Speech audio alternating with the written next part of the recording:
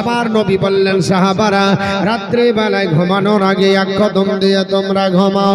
হে সাহাবারা তোমরা আপনার এক কদম না দিয়ে তোমরা রাত্রি বেলায় ঘুমাবে না। সাহাবা ইকরামরা নবীর কাছে দণ্ডায়মান হয়ে গেলেন, ইয়া রাসূলুল্লাহ, ইয়া হাবিবাল্লাহ, ইয়া নবী আল্লাহ, ও আল্লাহর পয়গম্বর এক কদম দিয়ে যদি ঘুমায় সারা রাত্রি আমাদের অতিবাহিত হয়ে যাবে, সারা রাত্রি পার হয়ে যাবে, রাতের ঘুম হারাম হয়ে যাবে, আমরা দিনে কর্মজীবনে ব্যস্ত হতে পারবো না। ইয়া রাসূলুল্লাহ কি করে কদম তোলা যায়? আল্লাহর নবী বললেন সাহাবারা পবিত্র কোরআনে ছোট্ট একটা সূরা নাম হলো তারিকুল। এই ছোট্ট সূরাটা 3 বার পড়ে যদি বিছানায় ঘুমিয়ে যাও, আমি রাসূলুল্লাহ বললাম তোমার আমলনামাতে আল্লাহ একটা আপনার পূর্ণাঙ্গ কোরআন খতমের সাবধান করবে। জোরে বল সুবহানাল্লাহ। আল্লাহর আপনার বান্দারা যদি পবিত্র কোরআনের এই ছোট্ট সূরাটা 10 বার পড়ে যদি ঘুমিয়ে যায়, আল্লাহর নবী বললেন সাহাবারা আমি রাসূলুল্লাহ তোমাদের বলে দিয়ে আল্লাহ তোমার আমলনামাতে একটা জান্নাতের কামরা বরাদ্দ করবে। জোরে বল সুবহানাল্লাহ। আল্লাহর কোন বান্দা যদি 24 বার পড়ে ঘুমায়, নবী আমার বলে সাহাবারা আল্লাহ তোমার আমলনামাতে 2টো জান্নাতের কামরা দান করবে। ওমরে ফারুক আজম দাঁড়িয়ে গেলেন, ইয়া রাসূলুল্লাহ, ইয়া হাবিবাল্লাহ, নবী গো এমন কোন রাত্রি অতিবাহিত হয় না ওমর ফারুক আপনার পড়ে হয়েছে 100 বার সূরা ইখলাস আপনার রাত্রে না পড়ে ঘুমায়। নবী বললেন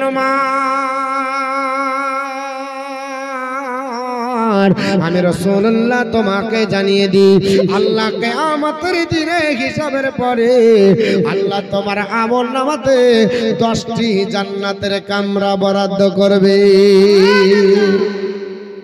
কিন্তু কপাল পোড়া কপালে ভালো জিনিস সহ্য হয় না। কপাল পোড়া মানুষ জান শত কথা করে না সহবনারি যত দিন তার হয় না মারণ নিজেকে জানে ভালো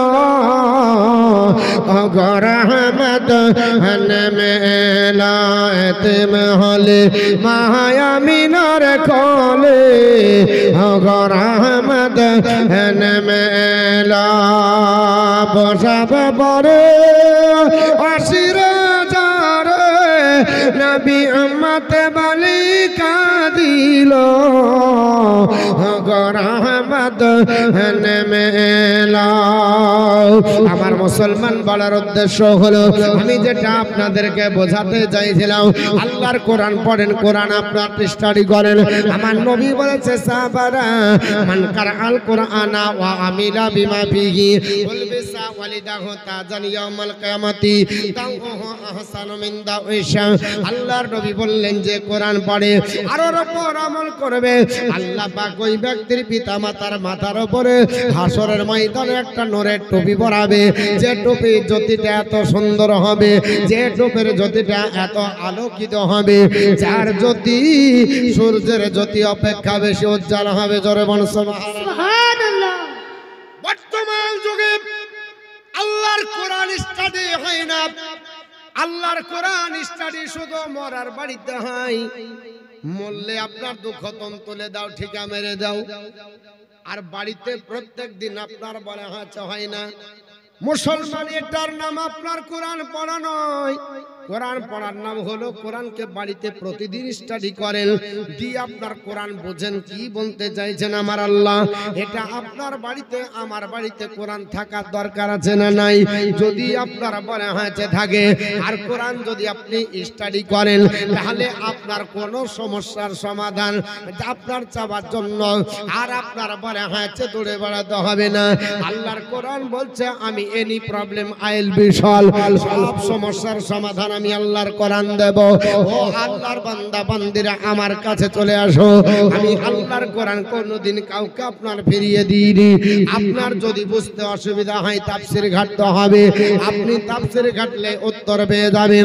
বর্তমান যুগে কোরআন স্টাডি না থাকার কারণে আজ আপনার বাতিল ধর্ম যারা আছে, আজ যারা আপনার বলে হচ্ছে বাতিল হিসাবে বিবেচিত, এরা কোরআনকে উড়িয়ে দেব চিন্তা চিন্তা ভাবনা নিয়েছে, কিন্তু কিয়ামতের সকাল হয়ে যাবে, আল্লাহর কোরআনকে মুছে দিতে পারবে না, আল্লাহর কোরআনকে উড়িয়ে দিতে পারবে না, আল্লাহর কোরআনকে ধ্বংস করতে পারবে না।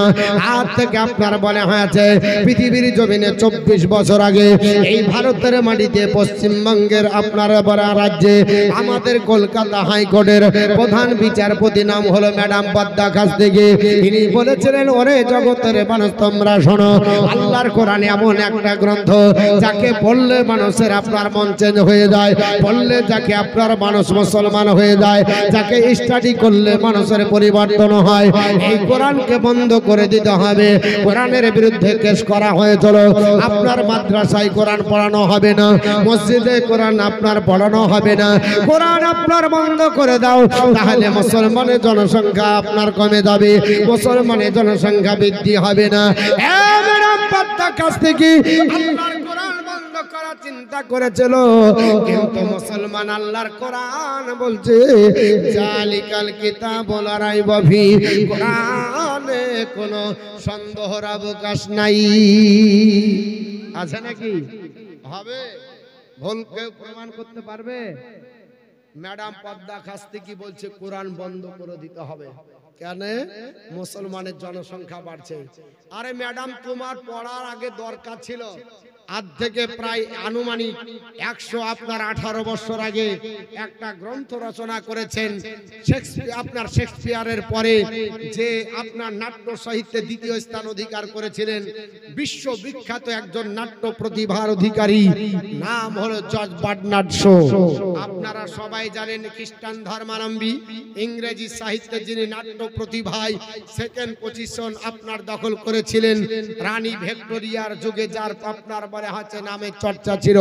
শেক্সপিয়ারের পরে যাকে স্থান দেওয়া হয়েছিল জর্জ বার্নার্ড শো, তিনি একটা গ্রন্থ রচনা করেছিলেন 1905 সালে। গ্রন্থটার নাম দিলেন জেনুইন ইসলাম, ভলিউম নাম্বার 1, পৃষ্ঠা নাম্বার 69। তাতে বললেন, if any religion had the chance of ruling over England Europe within the next 100 years, it can only be Islam. তিনি বললেন আগামী 100 বছরের মধ্যে শুধু ইংল্যান্ডে নয়, গোটা ইউরোপ মহাদেশে যদি কোনো ধর্ম আধিপত্য বিস্তার করতে পারে, গোটা বিশ্বকে যদি মুষ্টির মধ্যে নিয়ে আসতে পারে, তাহলে সেখানে খ্রিস্টান ধর্মাবলম্বী হবে না, সেখানে চাড়াল আদিবাসী সাঁওতাল আপনার বৌদ্ধ আর খ্রিস্টান হবে না, সেখানে কোনো হিন্দু জৈন আপনার হবে না, সেখানে হবে এক আপনার মাত্র ইট ক্যান অনলি বি ইসলাম, একমাত্র ইসলাম। জোরে বলুন সুবহানাল্লাহ। বিশ্বটাকে আপনার জয় করবে মুসলমান, গোটা বিশ্বের মাটিতে ইসলামী পতাকা উত্তোলন হবে। ম্যাডাম পদ্মা খাস্তিকির এই বইটা আগে পড়ার দরকার ছিল, আগে তার বইটা আপনার বন্ধ করার দরকার ছিল, তারপরে কোরআন বন্ধ করতে যাওয়া আগে আপনার পরে দরকার ছিল। ছিল না? হ্যাঁ ছিল, কিন্তু ম্যাডাম বুঝতে পারেনি। বুঝতে না পারার কারণে ম্যাডাম উল্টা পাল্টা বলেছে। কি বলেছে একটা একটা করে বলবো। আজকে আপনাদের কাছে শুধুমাত্র কোরআন নিয়ে আর কোরআনের মাহাত্ম্য আর কোরআনের গুরুত্ব নিয়ে আলোচনা করব। তবে একটু অসুবিধা হচ্ছে, মাইক সাথ দিচ্ছে না, ছেড়ে দিলে আওয়াজ ভালো হচ্ছে কিন্তু ধরছে না, কাছে হলে আওয়াজটা ভালো হচ্ছে না কিন্তু ধরছে, দুটোই প্রবলেম হয়ে যাচ্ছে। আপনার এই হাতিগুলো যদি না থাকতো কন্ট্রোল করা যেত। যাই হোক বাপ, হ্যাঁ তো মাইক ভালো, মাইক চাঙ্গা মাইক, কিন্তু সেটিং এ একটু প্রবলেম হচ্ছে। এই হাতিগুলোর লাগে, বড় বড় হাতি, এগুলোর সেটিং হচ্ছে না। আল্লাহুম্মা সাল্লি আলা মাওলানা মুহাম্মাদ ওয়া আলা আলিহি মাওলানা মুহাম্মাদ সাল্লাল্লাহু আলাইহি মোহাম্মদ হরদম জাবাসন কালা পাক নামে মোহাম্মদ হরদম জাবা শফিআনা মোহাম্মদ।